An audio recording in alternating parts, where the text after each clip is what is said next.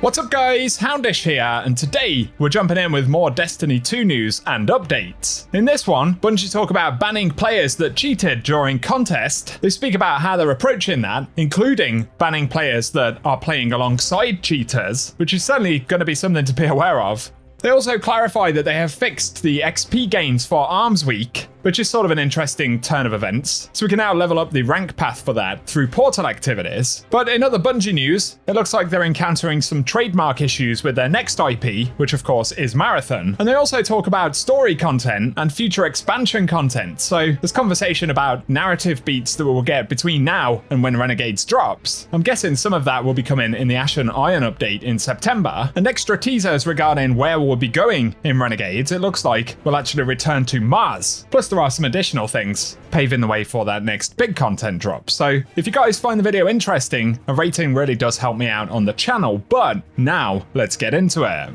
The Destiny 2 team have been speaking about moderating clans and removing players from the game. Some of them for dreadful descriptions like this. Some people just have no idea how to be remotely decent human beings. But Bungie went on to say, before folks ask if we're banning cheaters from the contest mode leaderboards, yes, it's in progress.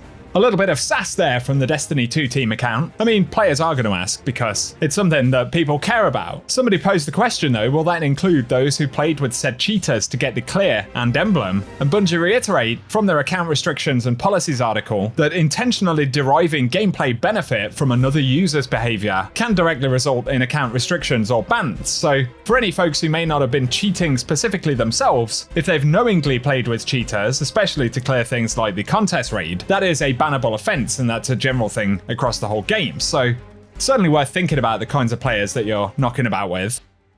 Otherwise, in relation to Arms Week right here, Bungie said immediately after the TWID the other day that they resolved an issue where XP for the Arms Week event was not being granted upon activity completion within the portal. Players will now be able to progress through the Arms Week event reward track by completing activities as intended, in addition to completing the daily and weekly challenges. So that should mean all folks can get to rank 15 if they really want to.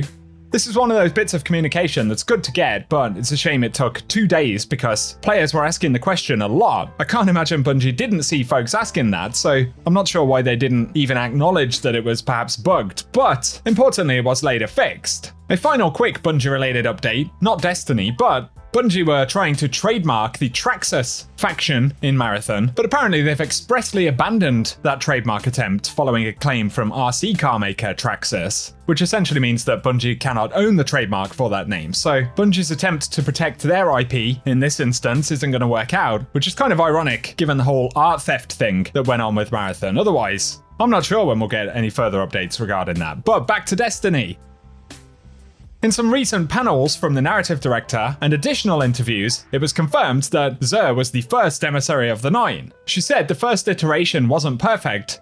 It wasn't exactly what they needed, and they ended up with a guy with face tentacles who doesn't have a will of his own. Xur is great for selling us things, but is not the emissary that they needed. And on that subject, in relation to story content, given that we no longer have seasonal story in the way that we used to, with kind of weekly beats, there's an article here covering some interview content with Allison from Bungie, and they said, we wanted to get away from the drip feed of seasonal story, and they discussed future seasonal story plans between Edge of Fate and Renegades.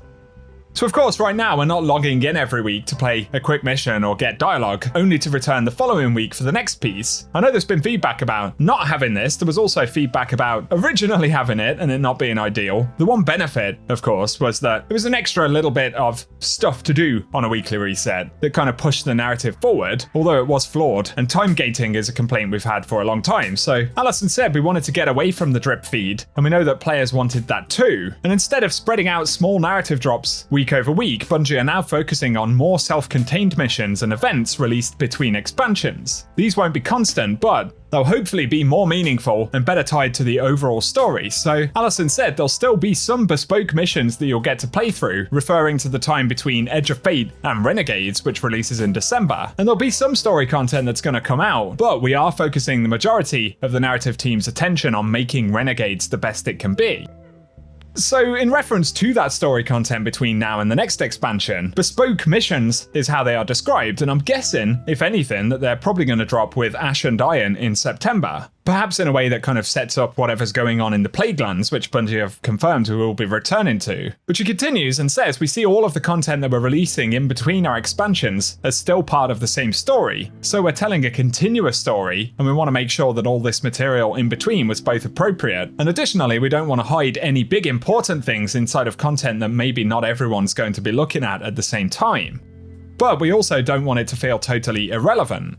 So essentially, there'll still be some narrative development, but not in the same kind of steady way that we had previously with seasonal storytelling.